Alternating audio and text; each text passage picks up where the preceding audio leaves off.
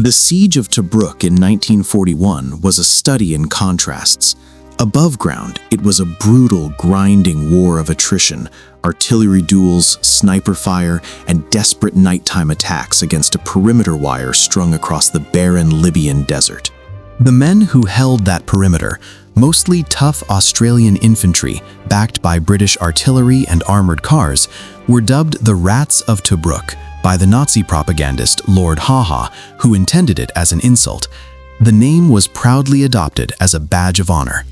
But beneath the roar of guns and the whine of Stukas, another sound emerged from the besieged port city. It was a sound that confused, infuriated, and ultimately entertained both sides of the conflict.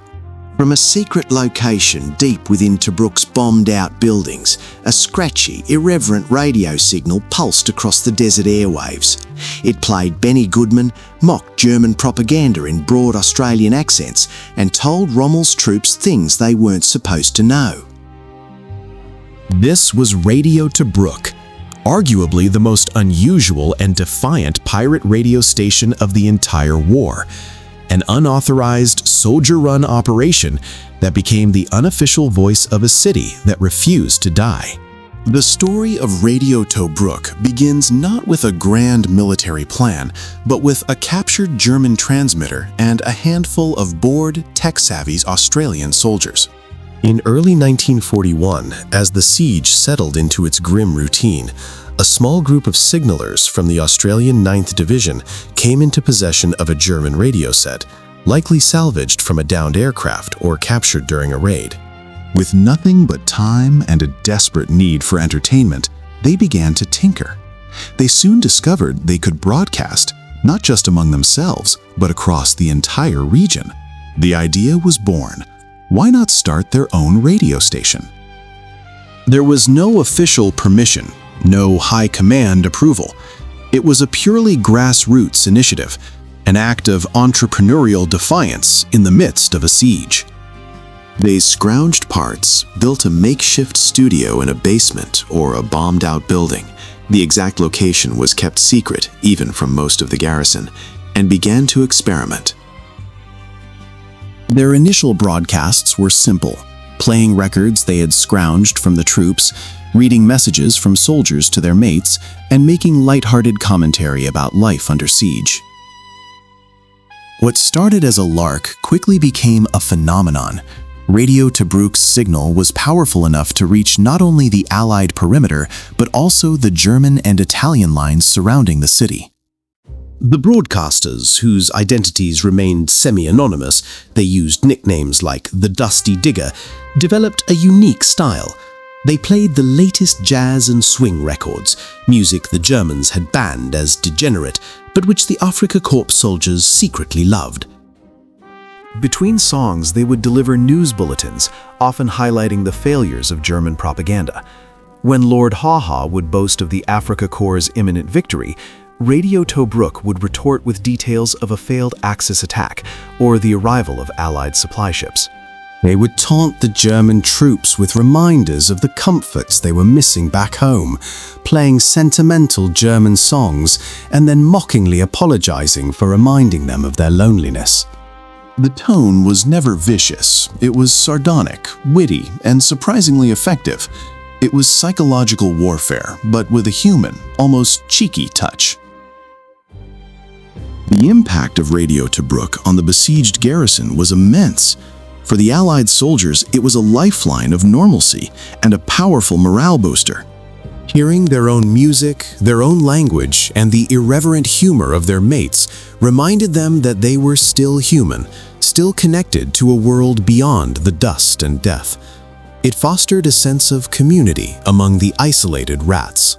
Soldiers would gather around crackling receivers in their dugouts, listening for their requested songs or hoping to hear a message from a friend in another sector. The station became the unofficial voice of the garrison, giving the defenders a collective identity and a shared sense of defiance. It told them, in effect, we are still here, we are still fighting, and we still have a sense of humor about it all.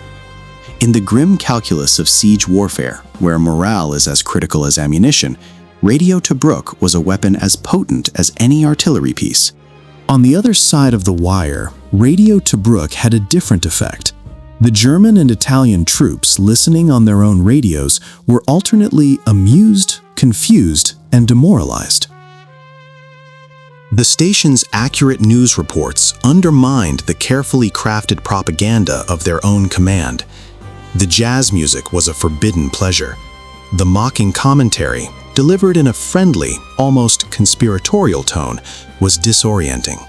It suggested that the enemy was not a faceless horde, but a group of confident, even happy men who were not about to surrender. Rommel himself is rumored to have been aware of the station and irritated by its effectiveness. Die deutsche Kommando machte Versuche, die Signale zu jammen, aber Radio Tobruks operators, using their technical ingenuity, would simply change frequencies or broadcast from different locations. Das Katzen-und-Maus-Spiel quintinierte durchaus durch die Lagersitzung. The authenticity of Radio Tobruk was its greatest strength. It was not a polished, professional propaganda broadcast from a distant studio. It was the voice of the soldiers themselves, speaking directly to their comrades and their enemies. This rawness, this immediacy, gave it a credibility that no official broadcast could match. The operators were not trained propagandists. They were signalers and soldiers who happened to have a talent for broadcasting and a deep well of irreverent humor. Their broadcasts were spontaneous, often improvised, and always genuine. When they played a request for a mate who had been killed the night before, the emotion was real. When they mocked a German propaganda claim, the sarcasm came from a place of intimate knowledge of the actual situation on the ground. The siege of Tobruk finally ended in December 1941, when the Allied relief force broke through and lifted the 240-day stranglehold. Radio Tobruk, having served its purpose, fell silent. The operators returned to their units or were reassigned. The makeshift transmitter was likely dismantled or lost in the subsequent battles. But the legend of the radio rats lived on, passed down in the memoirs and stories of the men who were there. It stands as a testament to a particular kind of wartime ingenuity, the ability to create something life-affirming and defiant out of almost nothing. In a city under siege, surrounded by enemies and pounded by shells, a handful of Australians with a captured German radio and a crate of jazz records built a weapon that fired not bullets, but hope, humor, and a relentless refusal to be beaten.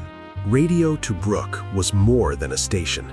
It was the sound of a city's unbroken spirit, crackling across the desert air, telling the world and telling Rommel that the rats were still there, and they weren't going anywhere.